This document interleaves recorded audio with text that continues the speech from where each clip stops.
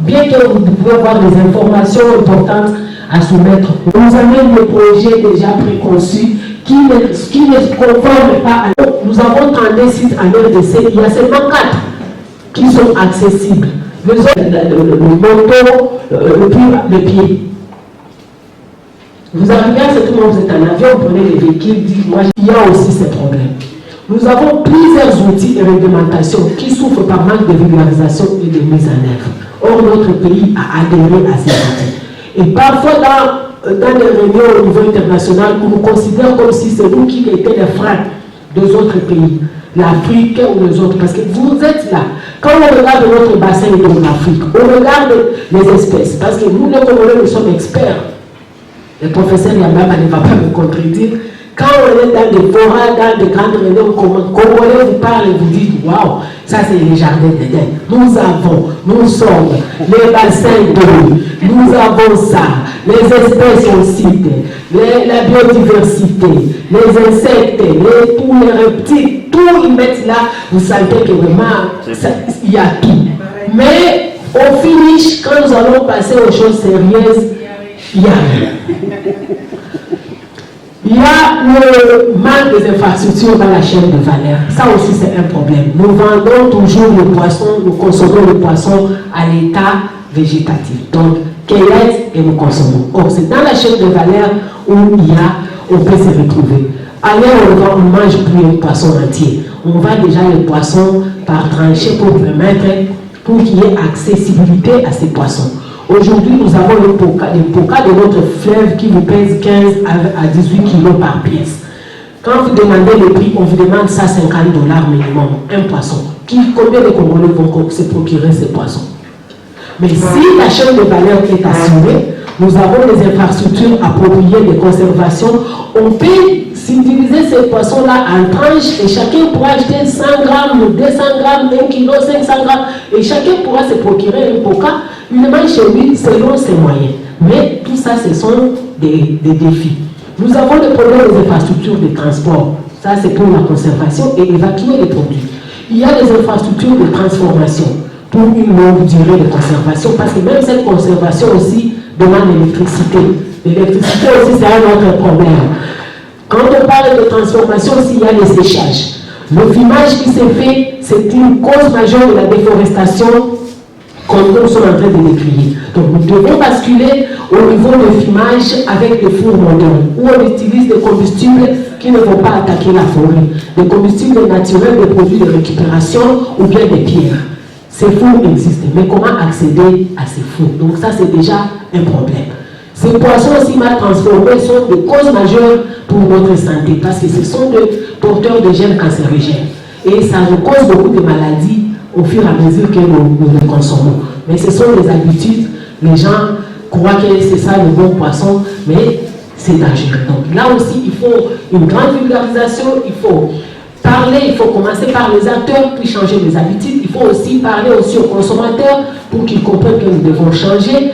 Et tout le monde, que les consommateurs s'imposent aussi par rapport aux produits qu'ils doivent consommer, et c'est ce qui pourra nous amener au changement. Donc là, intervient encore la question de la conscience.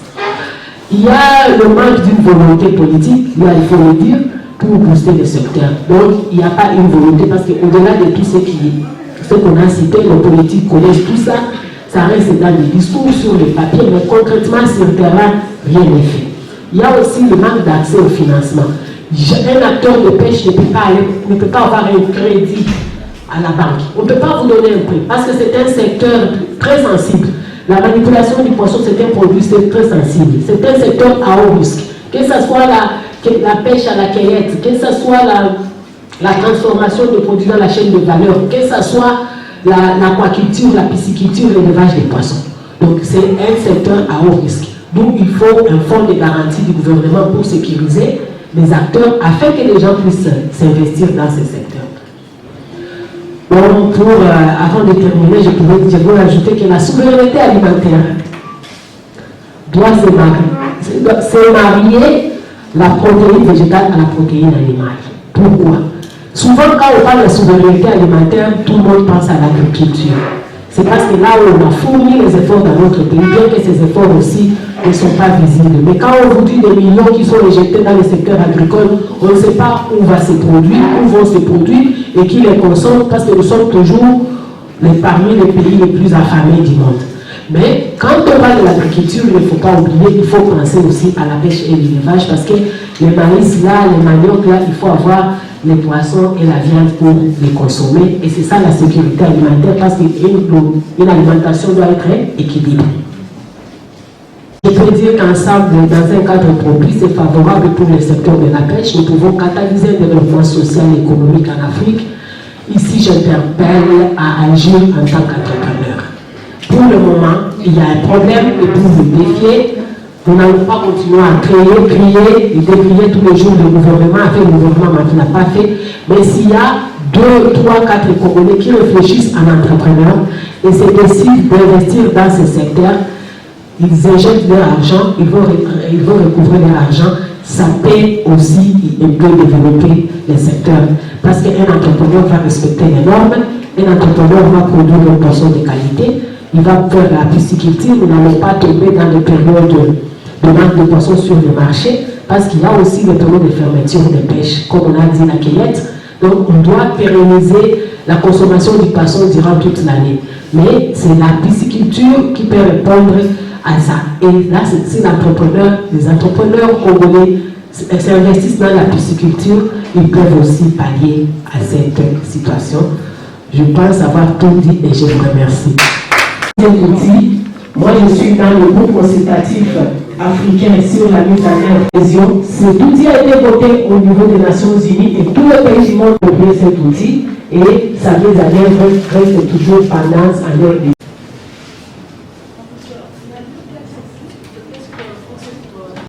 Mène des activités diverses et dynamiques allant des méthodes traditionnelles, le conditionnement et la commercialisation du poisson.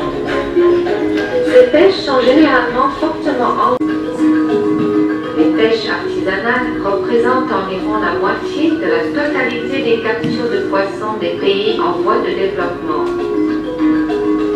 90 à 95% de ces débarquements de poissons sont destinés à la consommation humaine locale et contribuent de façon significative à la sécurité alimentaire et à la nutrition.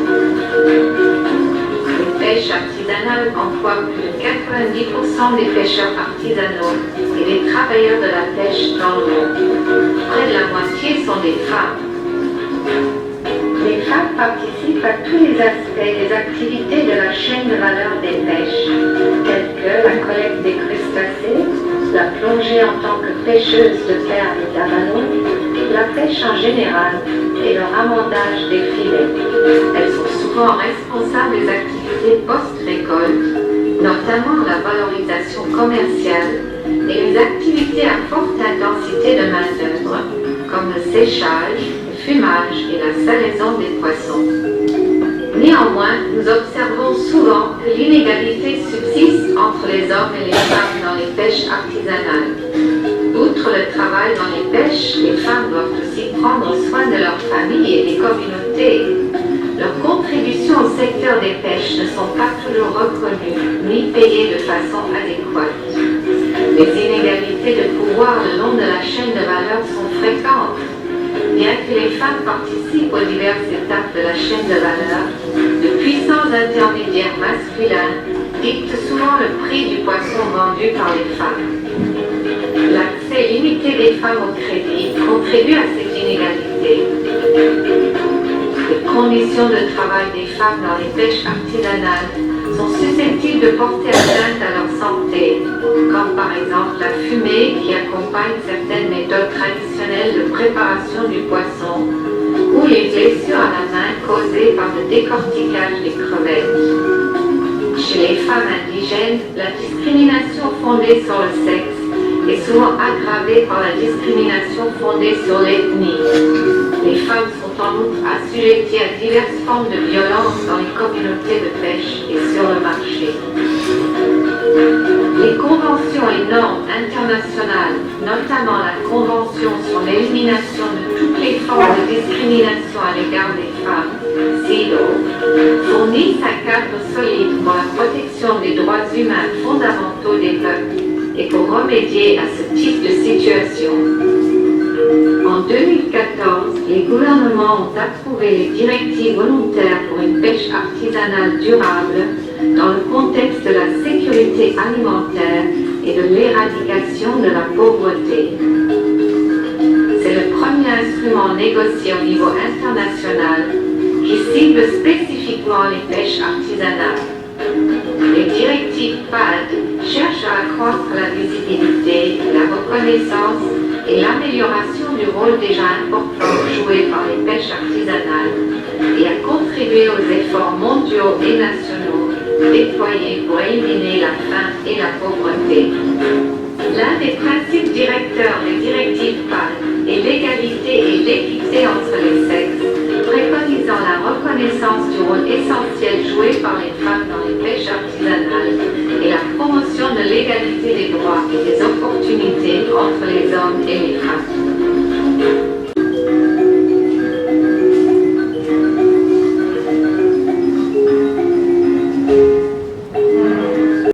Nous allons avoir notre séance de questions. Encourager la politique. Nous sommes d'abord ici.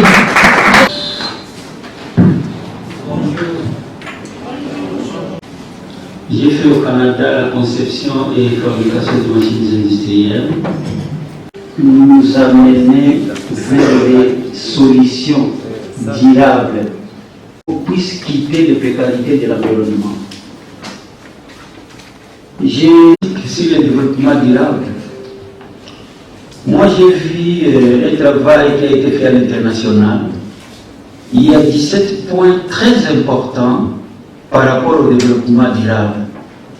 Mais le Congo n'a réalisé aucun point parmi les 17. Donc, si vous mettez un Congolais dans l'ordinateur risque de vous dire que cette personne-là n'existe pas. Le fait que parmi les objectifs du développement durable, nous avons 0 sur 17. Mais la question que moi je me pose, est-ce qu'il faudrait qu'on appelle les gens pour le faire pour nous?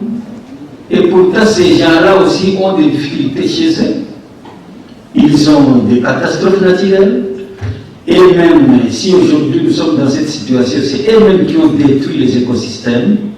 Le fait que la production internationale, non plus l'Afrique, ce sont les privés qui avaient commencé le commerce et les industries. Et à tout prix, il n'y avait pas de réglementation et qu'ils devraient impérativement avoir l'argent. Donc, ils ne pouvaient rien respecter parce qu'ils ne voyaient que les comptables. Combien est la direction de production et la comptabilité. Même si les gens vont mourir après, ou bien il y aura des dégâts après, ce n'était pas leur problème, mais ça ne faisait pas leur affaire. Ce n'est qu'après que le monde entier va se retrouver que le monde est en danger. Et qu'après avoir tout consumé, après avoir tout détruit, ils reviennent à nous. Félicitations aux Congolais qui n'ont même pas encore détruit 1% de leurs écosystèmes, de tout ce qui peuvent nous permettre d'être vraiment en bonne position par rapport à l'environnement.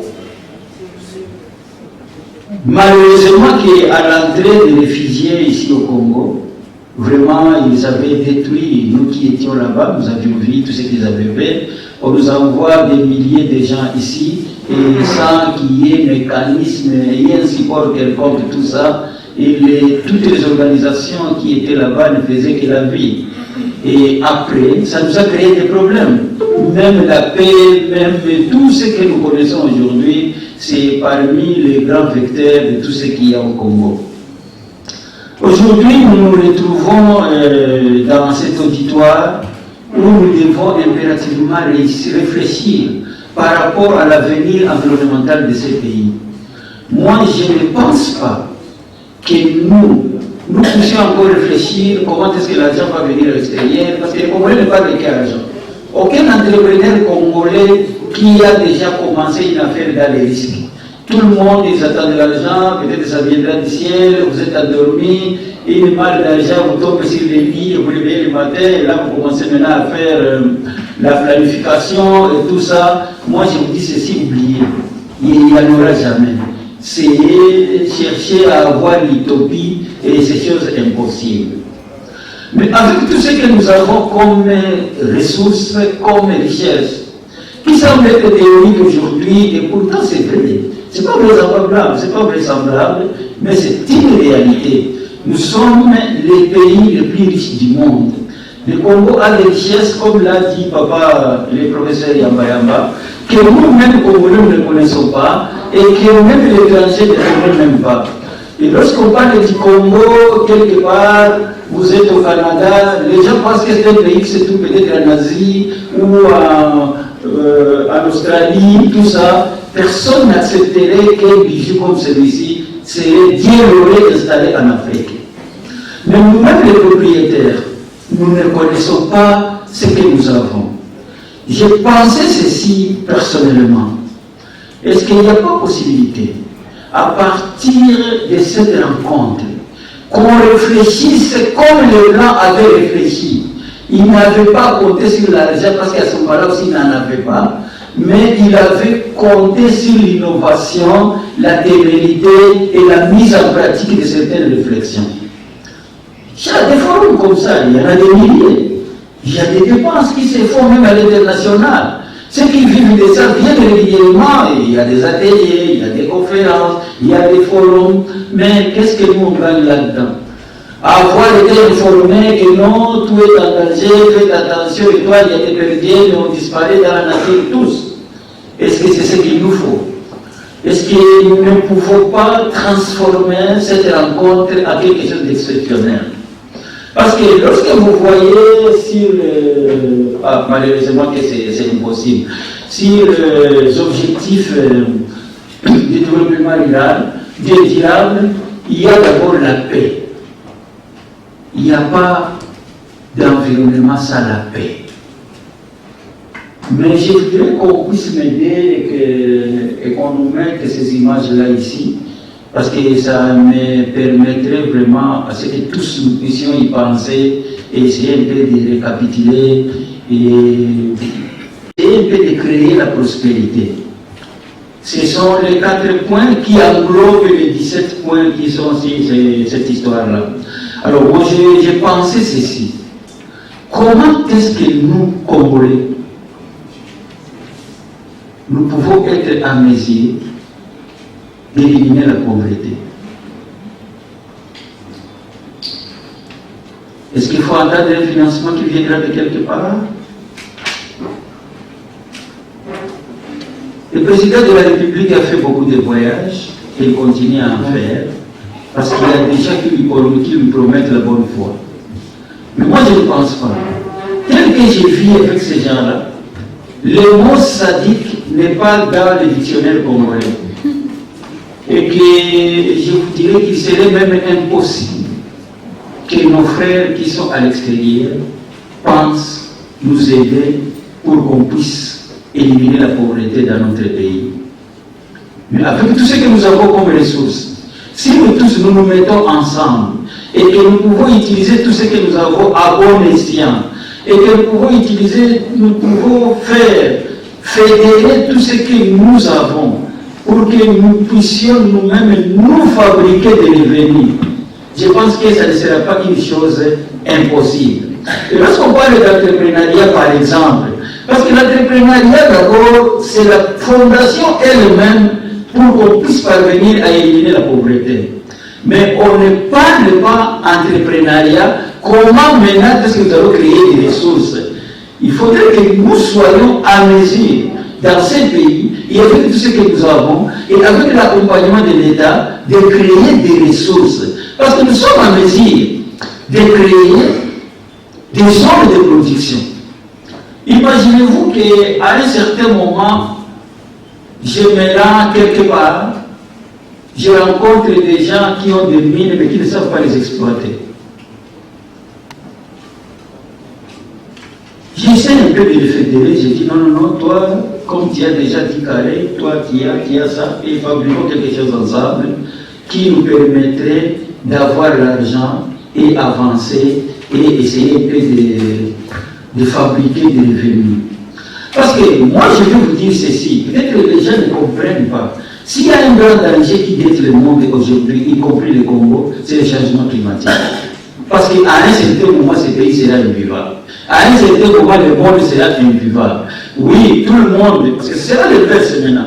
Nous sommes en train de partir en Europe et tout ça pour chercher la vie, mais il faut revenir ici pour chercher le bon climat. Et ça, vraiment, n'attendez même pas 10 ans pour ça, c'est bientôt que ça va se faire. Aussitôt que nous tous, nous n'allons pas prendre ça en considération, aussitôt que nous tous, nous n'allons pas tomber dans le monde d'interpellation, vraiment, je vous assure que l'environnement va tous nous compliquer. Ça s'est dit ici, et c'est quelque chose à prendre le plus rapidement possible. On explique ici, on nous explique. Il y a même maman qui est allée plus loin. Maman Yahvé a dit que le premier environnement de l'homme, c'est dans son esprit. Nous avons quel esprit par rapport à notre environnement? L'environnement, oui, d'une façon spirituelle, c'est comme ça qu'il faut le prendre, mais aussi, il faudrait que nous ayons cet esprit-là qui va concourir à ce que nous puissions avoir un changement dans le cadre de la protection des écosystèmes. Et il n'y a pas aussi protection des écosystèmes sans argent. Et en plus de cela, imaginez-vous que nous sommes 100 millions d'habitants et qu'il y a au moins 80 millions d'habitants qui vont droit vers les bois pour qu'on puisse cuire les aliments. Est-ce que vous ne voyez pas que c'est une attaque qui dépasse même une guerre? Chaque jour, 80 millions d'habitants qui vont aller dans la forêt, couper les bois pour que nous puissions quand même subvenir à nos besoins de la cuisine. C'est grave. Même si nous avons des déchets ici, Madame Patricia Maïcha l'a dit, pourquoi ne pas les transformer en déchets qui peuvent remplacer la brèche? Pourquoi ne pas les faire? Qu'est-ce qui nous manque? Nous avons des ingénieurs, nous avons des professeurs, nous avons tout ici. Mais nous sommes parmi les personnes qui se reconnaissent, les premières personnes au monde qui se reconnaissent. Moi, je pense que nous devrions impérativement mettre tout ce que nous sommes, tout ce que nous avons, les mettre ensemble pour, en tant qu'un seul homme, pour qu'on puisse vraiment embrasser les changements, pour qu'on puisse embrasser le développement de tout ce que nous avons là, le développement durable.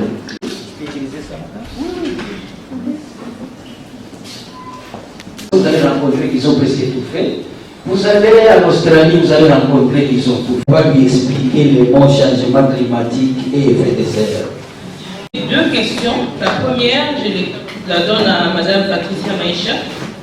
Je désire connaître ce que vous comptez faire dans les prochains jours pour sécuriser l'alimentation de la population face à la consommation de poissons frais. Parce que, me semble-t-il, le style de séchage et de conservation n'est pas très bon. Et pourtant, il faut combler l'alimentation des plantes, c'est-à-dire agricoles, par les compléments animaux et végétaux. Donc, je veux comprendre vos prochains, ce que vous comptez faire prochainement pour qu'on arrive à faire un bon équilibre alimentaire pour la population. Ma deuxième question, c'est pour professeur Yahvé. Je veux savoir comment on peut arriver à apporter un vrai changement dans l'environnement interne de l'homme pour qu'on puisse voir la différence dans son environnement direct dans lequel il vit. Merci. La question s'adresse au professeur Yamayamba sur la décentralisation et les ODD. J'aimerais savoir tout ce que vous avez développé. Est-ce que c'est possible du moment où il n'y a pas eu transfert des moyens, la décentralisation qui a été, entre guillemets, peut-être mise en œuvre dans la précipitation? Ça, c'est le premier volet de la question. Le deuxième volet, c'était que les animateurs qui doivent mettre en œuvre des politiques publiques pouvant booster les ODD dans les ETD, dans les entités territoriales décentralisées. Est-ce qu'ils sont à la hauteur, estimez-vous qu'ils sont à la hauteur au moment où nous parlons? Et puis, la deuxième question, ça s'adresse au professeur Yahvé, c'est que nos mentalités sont déjà en état de délabrement très avancé. Et vous avez parlé des bébés et des CD-ROM. Maintenant, quid de nous qui sommes déjà grands? Est-ce que pouvons-nous faire pour inverser la tendance, pour stopper au moins l'hémorragie? Et la dernière question qui s'adresse à Madame Patricia sur l'agriculture, c'est que nous sommes de 10 à 15 millions d'habitants ici à Kinshasa. Et mon constat est que c'est plutôt les biodis ou les lamères ou les Thomson qui se mangent beaucoup. C'est pourquoi? Parce que les poissons dont vous nous avez projeté les images coûtent cher. Donc en termes de coût, l'accessibilité à ces poissons-là pose problème. Et que comptez-vous faire pour pallier à cette insuffisance? Merci. Je m'avais la poser à M. Norbert et à Mme. Ce que vous avez évoqué, le fait qu'on est passé des OMD aux ODD. Alors la question que je voudrais savoir, qu'est-ce qui a fait qu'on n'ait pas réussi à atteindre les objectifs millénaires? Et puis est-ce qu'en passant aux ODD, on est convaincu que les difficultés qu'on avait eues, on devait les surmonter pour pouvoir réussir ces ODD? Alors la deuxième partie de ma question, c'est que d'aucuns ignorent que depuis quelques années, vous développez une thèse de développement basée sur les éléments africains. Alors je me demande, est-ce que ces objectifs tels que formulés, est-ce que ça corrobore avec votre thèse actuelle ou pas? Voilà. Est-ce que, Madame professeure, vous êtes convaincu qu'il y a une mentalité universelle où il y a une mentalité pour chaque continent, chaque type de race? Est-ce que nous devons, pour pouvoir nous conscientiser nous-mêmes et suivre les modèles des autres, ou alors nous avons notre propre identité qui peut nous servir à ce que nous puissions aller de là? Merci beaucoup. J'excuse un peu, je suis venue en retard, je n'ai pas suivi d'autres interventions. Mais quand je suis arrivée, j'ai trouvé madame parler de l'agriculture, l'aquaculture, et puis c'était l'agriculture aussi, l'aquaculture. Alors, je me joins juste à ce qui concerne la thématique de notre journée. Et je pense que toutes les thématiques sont un peu liées. Ma question était celle de poser la question à madame. Est-ce que c'est que, comme mon prédécesseur a dit, le poisson qu'on nous montre là, ce sont des poissons qui coûtent énormément cher. Nous utilisons presque le poisson qui est peut-être importé, ou on dit le format, le Thomson, le biodis comme on appelé à Kinshasa. Alors, en tant que militante du développement durable, nous savons que comme cette année c'était l'année de l'environnement au mois de juin, le 4 juin, on disait protéger l'environnement, c'est protéger soi-même. Alors nous savons aussi que l'environnement humain aussi c'est quand même un facteur très important pour le développement, parce que tout ce que nous faisons ici, nous cherchons la croissance de la RDC. Et puisque si on ne sait pas quand même bien nourrir notre environnement humain, tout ce que nous pouvons faire, parce que le capital humain c'est un facteur très important dans la combinaison des facteurs de production. Alors ma question c'est de savoir comment est-ce que nous allons rester, nous allons toujours continuer dans l'économie de la cueillette, où nous allons transiter vers une économie, comment dirais-je, industrielle, puisque aujourd'hui avec la technologie, l'innovation, je n'ai pas senti ça dans votre discours. Je ne sais pas comment est-ce que vous voulez vraiment nous montrer, parce que notre atelier d'aujourd'hui, ce n'est pas rester dans les théories. Nous voulons quand même avoir des choses concrètes. Quand nous allons sortir d'ici, nous allons partir pour agir. Et comment est-ce que les jeunes qui sont dans cette salle, parce que les jeunes c'est même de 0 à, ça dépend de l'âge, parce qu'il y a aussi des mamans, mais j'ai vu tout le monde qui est jeune ici. Puisque le président de la République avait dit lors du sommet qui était à Paris, l'espoir du monde c'est dans la jeunesse et dans la femme. Et je me dis que vous êtes aussi maman, donc ce que vous avez exposé, comment est-ce que vous allez nous orienter concrètement, on doit faire quoi pour que nous puissions plus importer les biodis et puis le poisson qui est frais là, que ça soit quand même, ça nous revient quand même à un coût dérisoire pour que tous les Congolais puissent quand même nourrir leur santé humaine, si je peux dire. Et la deuxième question, ça concerne le monsieur Louis qui a parlé sur Mais c'est lui, il a essayé un peu d'exposer sur le district ODD. Alors ma question c'est de savoir, est-ce que nous, les Africains en général, ou la RDC en particulier, nous devons toujours rester dans ce qui nous est dicté par les Occidentaux, selon leur nomenclature, parce qu'il nous a dit que le président de la République est en train d'aller chercher les financements, mais lui, étant donné qu'il vient du reste du monde, il dit que tout ça c'est du maître noir, puisque ces gens-là, ils ont dans leur logique séculaire. Puisque là, je me dis, est-ce que nous devons toujours rester dans cette nomenclature-là où nous-mêmes devons nous asseoir pour réfléchir comment nous pouvons quand même nous mettre ces objectifs à notre culture, à notre propre tradition pour que ça soit un peu quelque chose, ça peut bénéficier à la communauté africaine et en congolaise en particulier. Puisqu'avant-hier, j'ai suivi l'atelier sur comment protéger les forêts de l'Afrique centrale. C'était à Paris. Je m'étais étonnée puisque comment est-ce qu'ils sont à Paris, mais ils parlent de ce qui concerne l'Afrique. Pendant que nous-mêmes les Africains, nous sommes en Afrique, nous ne parlons pas de ce qui nous concerne. Et j'étais très contente parce qu'une femme militante de Uganda qui a pris la parole pour parler, nous ne voulons pas que ces ateliers restent seulement pour nous prendre de photos et après quand nous allons sortir, ça reste dans les archives. Nous voulons que nous puissions agir. Et il y a encore une femme autochtone qui a parlé, nous voulons que sur la table vous déposez $1 milliard pour que nous puissions agir. Parce que nous aussi, les autochtones, nous avons notre manière de protéger l'environnement. Parce que le monde est en train de sombrer. La sonnette d'alarme qu'a lancé le pape, il a dit, la maison commune est en danger. Nous devons agir. Pensons à la gestion durable pour l'intérêt de tous. Ubuntu. Merci.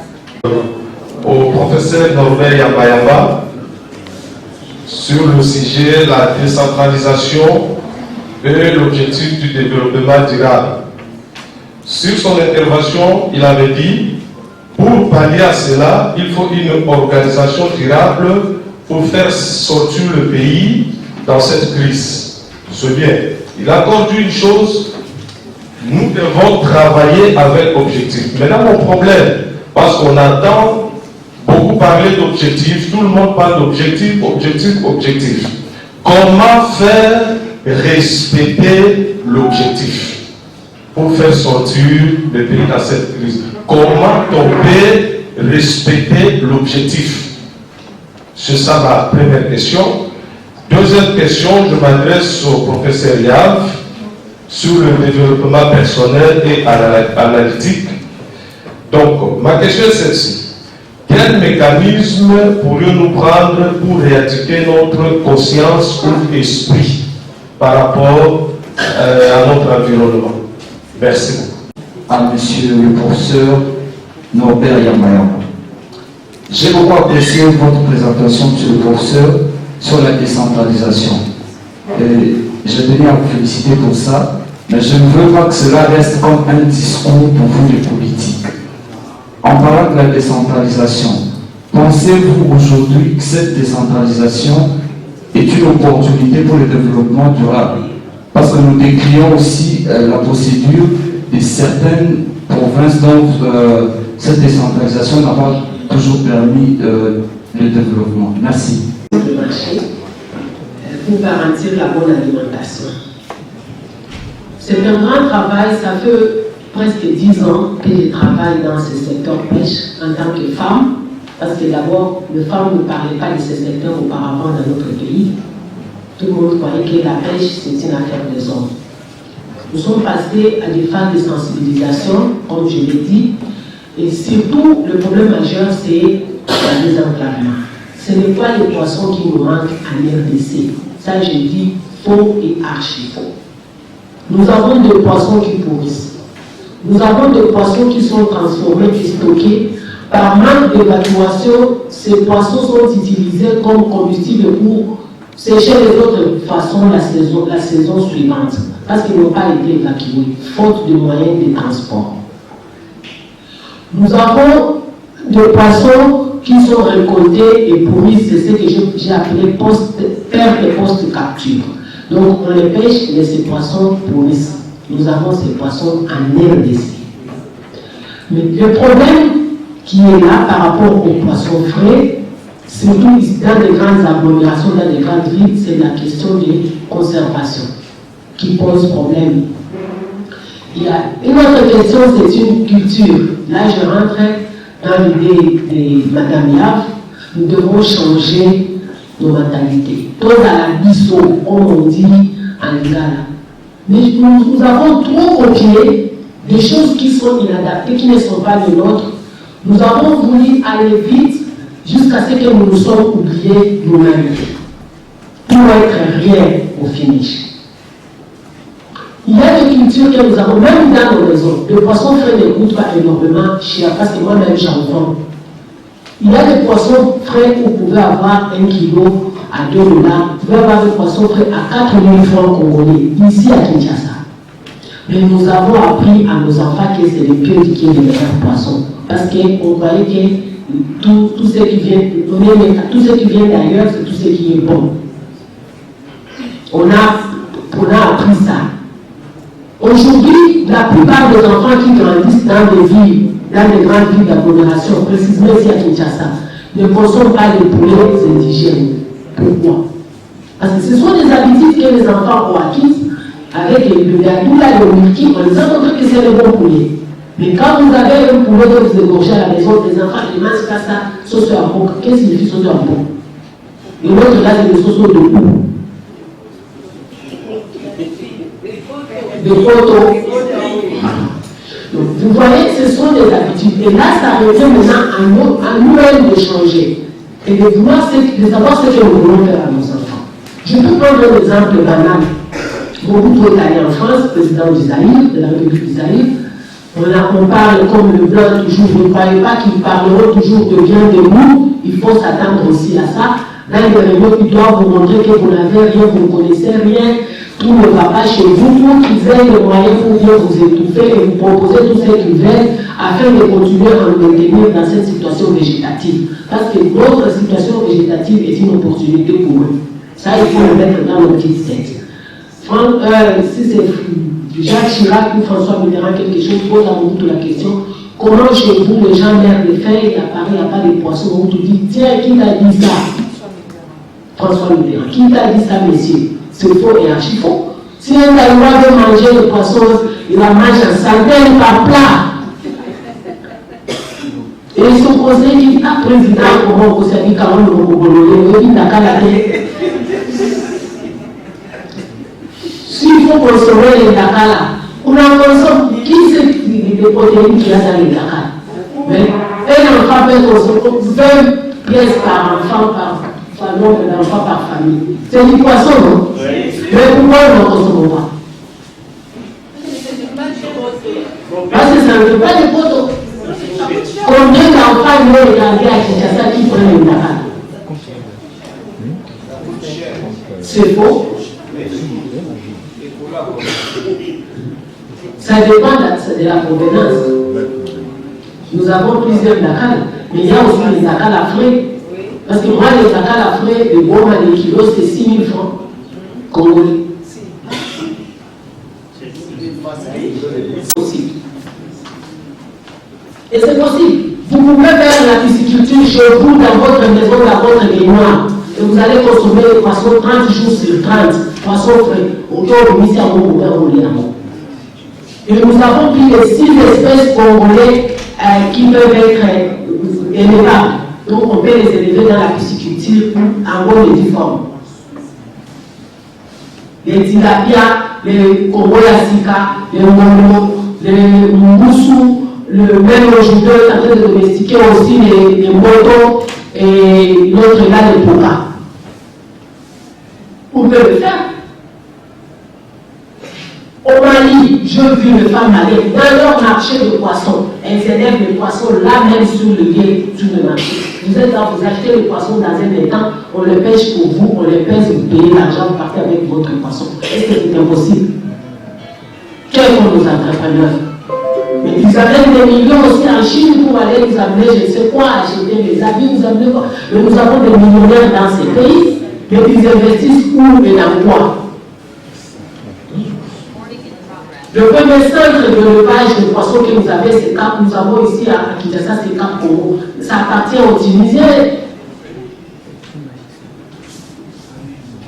Tout coût réuni de cette unité qui se trouve à l'unité ici, c'est moins de 10 millions de dollars.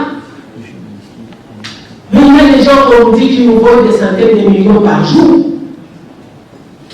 Comment on ne peut pas investir dans un truc pareil? Parce que s'il y a les alvins, il y a la seule personne qui vend les alvins bien sélectionnés ici dans les Nord. Et quand on voit un petit truc comme ça, on compte, c'est pardon, on parle de 1000 alvins, c'est $60. Pour commencer dans un étang de 25 mètres carrés, vous pouvez acheter les alvins le prix de $240. Sans pour autant parler des aliments. Et c'est lui-même qui procure les aliments, et ce sont les aliments importés. Pour parler à cette question, nous, au sein du réseau, nous faisons des séries de formations pour les entrepreneurs, des gens, des jeunes qui veulent se jeter dans l'entrepreneuriat parce que c'est un secteur porteur, ça je vous rassure, il suffit d'avoir la technicité. Ça demande seulement la technicité parce qu'on ne peut pas s'hasarder. Là, on n'y va pas à charlatan. Vous vous formez, on forme les gens sur l'élevage de poissons. Comment sélectionner les alvins, je l'ai dit, on leur montre où trouver les alvins de qualité, comment aménager leurs étangs et comment se fabriquer soi-même les aliments de poissons avec les produits locaux. Merci pour la première question qui a été posée 2 fois, qui se rapproche légèrement de la 3e question. Donc je vais les condenser et ensuite j'aurai un commentaire. Je suis persuadée, et je vous parle avec mon ami, je suis persuadée du fait que dans cette salle, ici même et maintenant, des 3 personnes ayant posé la question, à savoir comment faire pour, je vais le dire avec mes mots, rééquilibrer notre environnement fixe, ne sont pas prêtes à entendre la réponse. Nous pouvons parier ce que nous voulons, que ces personnes de qui viennent ces questions ne sont pas prêtes pour la réponse. La curiosité, c'est-à-dire, dit mademoiselle, pour rééquilibrer son environnement fixe, autrement dit, son esprit. La première étape est de savoir qui l'on est. Si je mets à défi l'assistance, si je pose la question à chacun, qui es-tu? Combien vous voulez parier que vous ne savez pas qui vous êtes? Exemple, mademoiselle, je vous retourne la question. Qui es-tu? Besoin de micro? Quel vous êtes? Mais qui est coach? C'est un mentor. Il faut l'écouter. Et si vous êtes entendu, vous allez beaucoup recevoir. Il m'a même mentoré. Elle m'a coaché, cette dame. Dans bien des choses. Beaucoup de respect et de considération.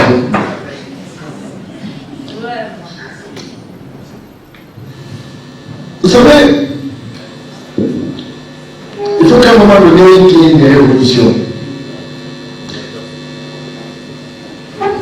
Est-ce qu'il y a quelqu'un qui a ouvert le...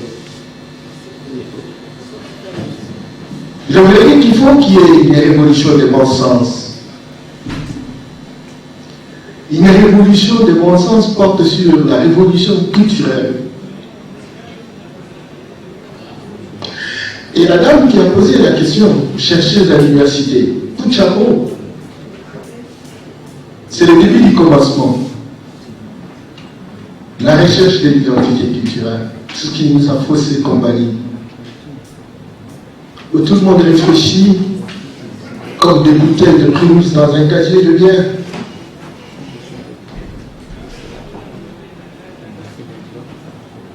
C'est très important.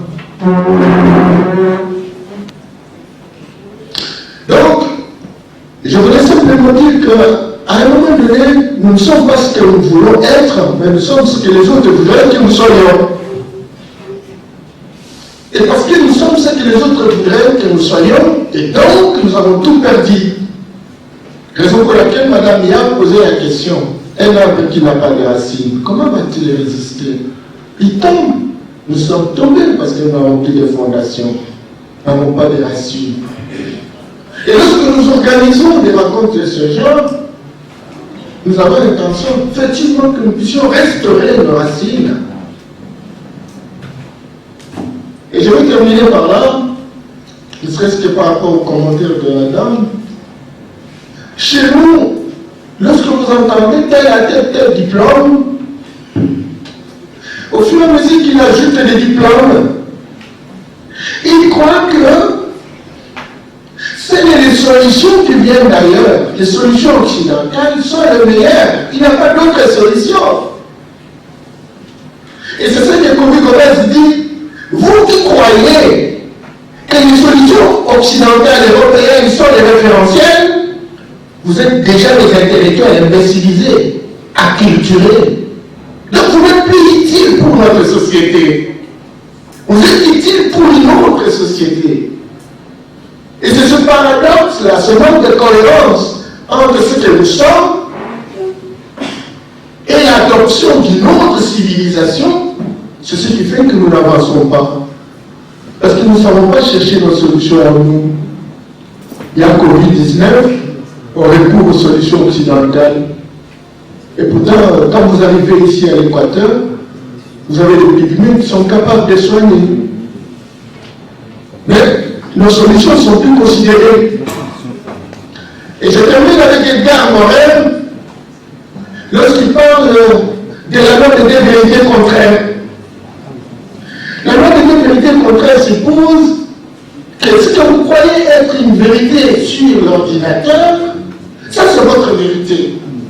Ce que moi je crois être vérité sur l'ordinateur, ça c'est ma vérité. Les deux vérités peuvent cohabiter.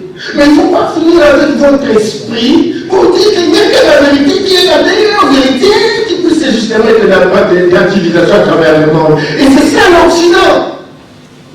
Et c'est ça l'Occident. Et c'est ça les écoles que nous avons suivies, qui sont essentiellement des écoles de répétition. Alors, je reviens aux questions.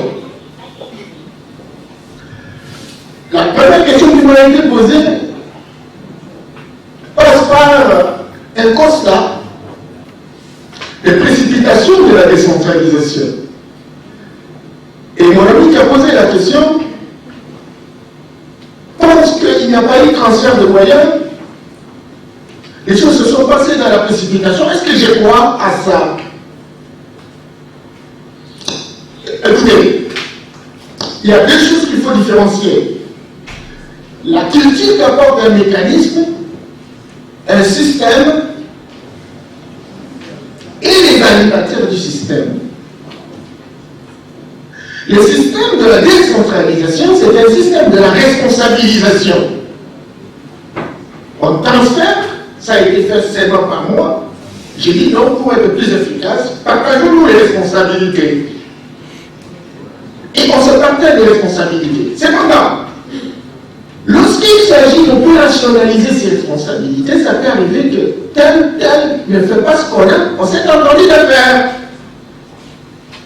On lui a donné des responsabilités, mais il résiste par rapport à l'opérationnalisation de cette responsabilité. Qui a la faute? Est-ce que le mécanisme même de la décentralisation ou la personne qui a résisté à faire la responsabilité, qui a assumé la responsabilité? Donc, il est très clair que la décentralisation est un système de gestion. C'est très clair qu'il y a une répartition à 3 compartiments, comme je vous l'avais dit, au niveau central, au niveau provincial et au niveau local. Est-ce qu'on a transféré les moyens? Jusqu'à preuve du contraire, les moyens ne sont pas transférés à la hauteur de ce que cela représente en termes de responsabilité. Est-ce qu'on a transféré les ressources humaines? Moi je dis juste là, des discussions se font. Moi-même j'accompagne les gouvernements congolais par rapport à ça. Même les mesures d'application. J'ai beaucoup aimé Mme Patricia. Elle a fait des révélations incroyables. Et il faut qu'on sorte de l'hypocrisie, comme disait Mme Nia tout à l'heure, pour que nous puissions voir en face la situation. On est tous dans l'hypocrisie, quoi. Et le pays n'avance pas. On ne dit pas les choses telles qu'elles sont. On croit que tout ce qui est importé, tout ce qui vient d'ailleurs, etc., est référentiel, est un idéal. Où il n'y a pas d'idéal, il n'y a pas de civilisation qui concerne tout le monde. Chaque peuple, chaque entité a sa propre civilisation. Et nous pourrons, chacun de nous, apporter quelque chose à la redéfinition de l'ordre international. Donc, la décentralisation, certes, est importée. Je ne voudrais vraiment pas m'engager dans cette direction-là, parce que peut-être que si je m'engage, beaucoup ne comprendront pas. Parce qu'il existe même une forme de décentralisation chez nous. La décentralisation que nous utilisons, elle est fondamentalement occidentale. C'est pourquoi ça nous complique dans l'application. Transfert des compétences, transfert des ressources humaines, transfert des ressources financières, transfert du patrimoine, etc. Ça ne se fait pas. On en fait une politique, mais on ne s'y adapte pas. Et on ne le fait pas. Et jusqu'à preuve du contraire, on a monté des ODD, des objectifs de développement durable, mais personne ne contrôle si dans les différents programmes au niveau provincial, au niveau local, si cela a été pris en compte, il n'y a pas une unité qui s'occuperait véritablement de ces suivis. Et je crois que le pasteur m'a seulement posé la question, comment suivre? Moi je dis, comment suivre? Déjà au niveau de l'échelle nationale, on n'a pas une unité de suivi et d'évaluation par rapport à la dynamique. Le ministère de l'Environnement, est-ce qu'il y a une législation par rapport à ça? Nous avons copié. Nous avons copié. Parce que nous voulons être des photocopies. Et donc ça ne nous a pas servi à quoi que ce soit. Et donc, jusqu'à preuve du contraire, les transferts des moyens, les transferts des ressources humaines, compagnies financières, ne sont pas opérationnels. Il n'y a pas opérationnel. C'est vrai, hein, vous allez dans un secteur. Quelle civilisation idéale, comme pensent les Occidentaux. Nous devons être en mesure de construire notre mentalité. Nous devons être en mesure de restaurer, de rétablir notre spiritualité authentique. Et donc, si on fait un petit effort dans ce sens, on réussira. Et on cherchera véritablement des voies de durabilité qui sont utiles pour l'avenir de notre pays, de notre continent, de la race dans son ensemble. Merci. Merci, merci beaucoup.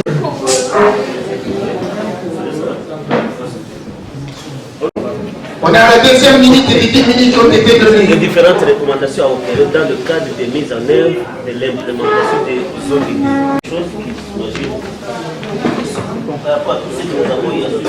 Il y a un rapporteur au sein du groupe, mais il y a un modérateur, il y a un rapporteur. Son rapporteur, parce que c'est lui qui va faire le plus gros travail. Peut-être je vais aider la part. Vous, c'est la complémentarité. C'est un rapporteur, c'est madame. Une personne s'entend de chez lui.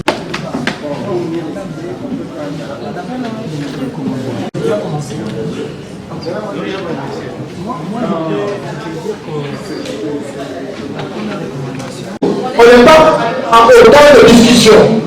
Recommandation, vous ne pouvez pas les discours s'il vous plaît. Vous notez que ce sera bon ou que ce soit.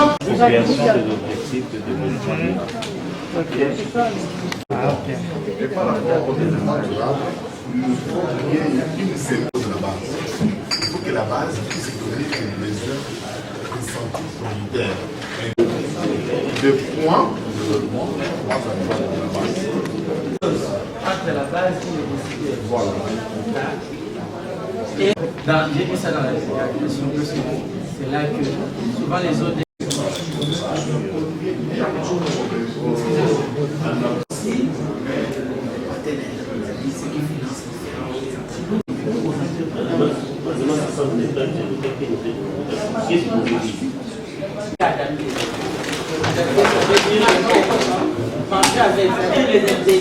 Atteindre les ODD, les objectifs du développement durable. Première recommandation, sensibiliser la population à tous les niveaux à apprendre et à ne pas cesser de se former. 2. Intégrer la notion de la protection de l'environnement dans toute la vie sociale, dans la famille, à l'école, à l'église et à travers toutes les organisations non gouvernementales et des associations. 3. Insister sur l'importance et la gestion de l'environnement dans l'éducation des bases. c'est-à-dire dès la maternelle jusqu'à l'école primaire. 4. L'exploitation de nos ressources doit tenir compte des générations futures en évitant la surexploitation. 5.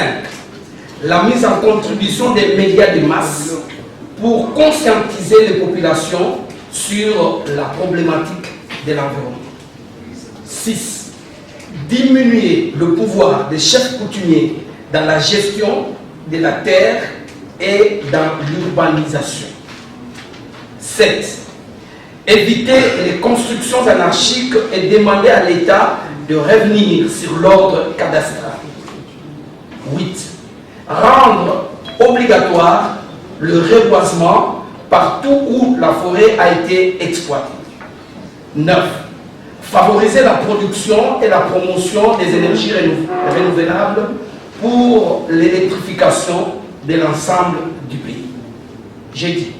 Recommandation du groupe 2 entre la volonté politique de la sensibilisation et l'éducation de communautés locales, changement d'état d'esprit dans tous les domaines, notamment la durabilité, la santé, l'éducation.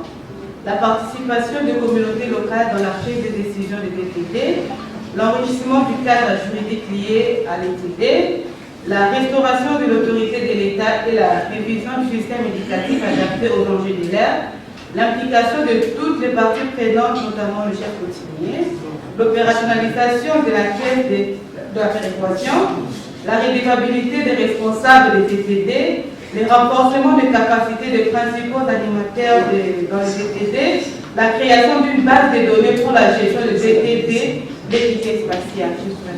Merci. Ok, voici ce que le troisième groupe a retenu sur la stratégie d'appropriation et popularisation des ODD. Premièrement, il y a la vulgarisation des ODD, notamment en adaptant le langage concernant les communautés par rapport aux communautés, en utilisant des outils tels que la radio, les affiches, les panneaux, mais également les meetings. Chercher une forme de symbiose entre la base et les décideurs, de préférence en venant de la base. Après, intégrer les us et coutumes, nos us et coutumes dans l'implémentation des ODD pour faciliter justement leur application. Il y a la formation des acteurs pilotes.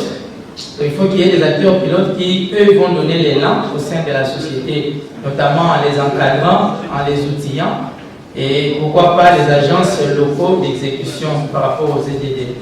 Il y a le fait de faire un suivi permanent pour évaluer l'applicabilité, par un accompagnement permanent ainsi que des rappels. Il y a le fait d'impliquer les leaders d'opinion, tels que des prêtres, des chefs coutumiers, des administratifs, au sein de nos entités territoriales décentralisées surtout. Renforcer la capacité des agences locaux d'exécution en ce qui concerne les acteurs pilotes. Faire participer la base à des projets en rapport avec les ODD, notamment en nature aussi. Eux-mêmes, par exemple, on veut doter une école des bancs, mais la main-d'œuvre, si ça peut venir de la communauté locale, ainsi que les chefs coutumiers ou les concessionnaires qui peuvent disponibiliser leurs concessions pour l'abattage des arbres. Il y a également le fait de responsabiliser à la base dans la gestion du projet. Donc même lors du suivi, lors de l'évaluation, on les fait ensemble parce qu'on les avait impliqués dès le départ. Et enfin, nous avons également préconisé de renforcer la notion des ODD au niveau de chaque cycle scolaire, maternel, primaire et secondaire, parce qu'il nous a semblé que ce n'est pas encore le cas, ou si c'est le cas, ce n'est pas suffisamment martelé, mais également au niveau de la famille, comme on l'a souligné tout au long de ces cours. Et enfin, il faut identifier les canaux de partenariat pour mobiliser les ressources qui vont servir à cette implémentation.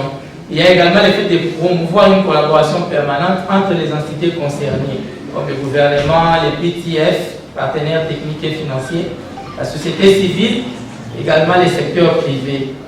Voilà en quelques mots ce que nous avons retenu. Ces ateliers que vous venez de produire, je ne sais pas si vous-même vous en êtes conscient. Déclaration des participants à l'atelier de formation et de renforcement des capacités des provinces et des acteurs de la société civile sur les objectifs de développement durable tenu à Kinshasa ce 8 octobre 2021. Nous, membres issus des provinces et des associations de la société civile de l'Ouest de la RDC, avons participé ce vendredi 8 courant à l'atelier de renforcement de capacités en matière des objectifs de développement durable et avons retenu ce qui suit. Remercions avec enthousiasme Eureka Ministries Foundation et Smile Africa pour avoir consenti des sacrifices qui ont permis la réalisation de cet atelier sans lequel la solidarité intergénérationnelle ne serait pas possible. Constatons avec regret que l'environnement fixe mieux l'état d'esprit, le comportement, l'attitude des citoyens ne sont pas encore disposés pour relever avec compétence les défis de développement durable. Saluons la mise en œuvre de la décentralisation comme mode de gestion qui est capable de démocratiser le développement durable sur l'ensemble du territoire national. Saluons la mise en œuvre de la décentralisation comme mode de gestion qui est capable de démocratiser le développement durable sur l'ensemble du territoire national. Regrettons que les objectifs de développement durable ne sont pas encore alignés de manière systématique dans le programme de développement à la fois des provinces, de villes, des communes et des secteurs ou chefferies. Confirmons notre engagement solennel de mobiliser et de sensibiliser la population pour s'approprier des ODD sans lesquels le développement est impossible. Prenons l'engagement solennel de nous mobiliser comme un seul homme en vue de populariser ces objectifs, voie obligée pour la démocratisation du développement national. Réaffirmons notre volonté de construire une synergie gagnante pour la création d'un réseau qui regrouperait à la fois les acteurs privés et publics en vue de mutualiser nos efforts pour un renforcement de notre capacité d'intervention, voulais-je dire. Fait à Kinshasa le 8 octobre 2021 pour les participants, Denis Chirigui Mwanga. Je vous remercie. Mesdames et messieurs, nous sommes très heureux d'atterrir en douceur. Ce qui a été perçu au départ comme difficile venait de se réaliser sans compter avec autant de performances. Certainement que Mme Yav parlait en rigolant, mais nous avons compris que lorsqu'on travaille sous pression, on est capable d'aller au-delà des attentes. C'est à quoi je voudrais remercier tous les participants pour avoir eu le cœur dans l'ouvrage. Les résultats de cet atelier sont assez éloquents. Et ceci va nous permettre de construire quelque chose au niveau de l'Ouest de la République pour qu'ensemble, nous puissions devenir véritablement des partenaires par excellence du gouvernement de la République, à travers le ministère de l'Environnement, des Eaux et Forêts. Je voudrais, au nom de DDK Ministry Foundation et de Smile Africa, vous remercier pour tous les sacrifices que vous avez consentis. C'est le début du commencement. Quand on ne commence pas quelque chose, on ne commencera jamais. Souvent nous prions Jésus, souvent nous disons qu'il était Dieu, souvent nous disons qu'il était envoyé. Si dans l'hypothèse que cette puissance était réelle, et pourquoi il ne nous a pas amenés au paradis? S'il ne nous a pas emmenés au paradis, mais il nous a plutôt montré le chemin pour arriver au paradis. Ça veut dire en fait que tout chemin qu'il faut emprunter exige des sacrifices. Parce que ces sacrifices qui génèrent une douleur d'enfantement. Mais il faut commencer quelque part. DDK Foundation, c'est une organisation qui, pour la circonstance que vous connaissez, opère dans la province à l'est de la République, où il existe des guerres récurrentes.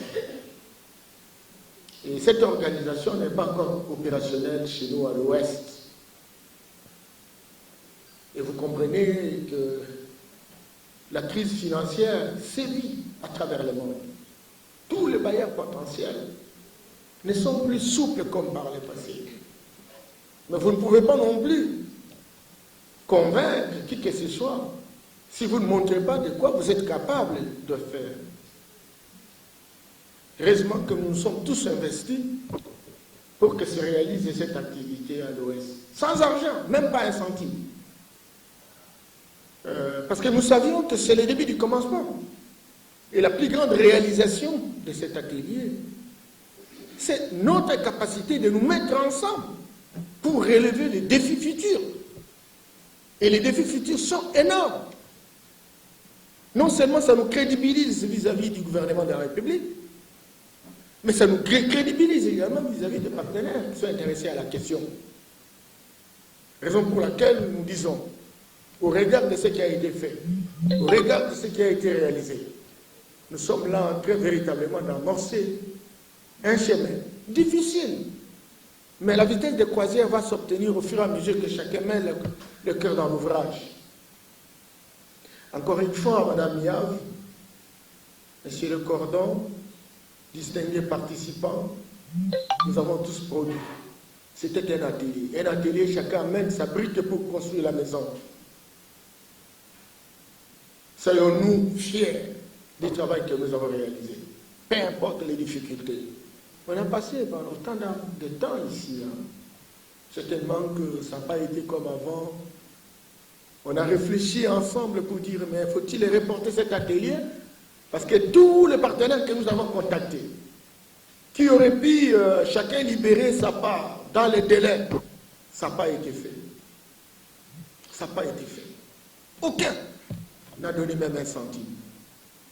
Mais est-ce qu'il fallait arrêter à cause du fait que semble les Congolais pour participer à ceci ou à cela existe tellement de moyens pour quelque chose qui peut nous donner des résultats positifs dans le futur? Moi j'ai dit non. J'ai conseillé, on en a parlé, etc. On s'est dit, engageons-nous, posons un premier pas. Et le premier pas a toujours été le plus long. C'est ce que nous avons fait. Et nous sommes fiers d'avoir fait parce que les résultats sont concluants. Cependant, nous avons fini. Vous avez suivi un moment le président qui s'est trouvé basé en France, qui aurait pu venir pour cet atelier, qui a été bloqué. Vous savez, la situation du moment. Et donc, aura et verra ce que vous avez consenti comme sacrifice. Nous avons fait une liste où on a repris pratiquement tout le monde. Certainement que nous avons pris contact avec certains partenaires techniques et financiers qui, certains, nous ont rassurés qu'ils interviendraient. Mais comme vous le savez, nous avons accéléré les choses au point où certains vivaient un peu dans la procrastination, n'avaient pas encore réagi. Peut-être que le moment venait s'ils réagissaient, chacun sera surpris de recevoir un coup d'appel, lui signifiant qu'il puisse passer, ne serait-ce que pour avoir quelque chose qui serait en compensation avec les transports qu'il a payés. Nous nous en excusons sincèrement. Nous connaissons les usages et les coutumes. Nous nous trouvons dans la triste obligation de ne pas les honorer. Mais ce n'est pas une peine perdue pourtant. Parce qu'on sait que dans les jours à venir, on fera le nécessaire. C'est en quoi je déclare clos l'atelier de formation et de renforcement des capacités autour des objectifs du développement durable tenu à Kinshasa, ce 8 courants, dans la grande salle Kawezi de l'immeuble administratif. Je vous remercie. À tous nos autres qui sont là-bas, nous leur transmettons toute notre sympathie, notre compassion et notre amour. Ce n'est qu'une question de temps pour que les sourires reprennent sur les visages et que les larmes sèchent des yeux. Tunamipenda sana. Asante.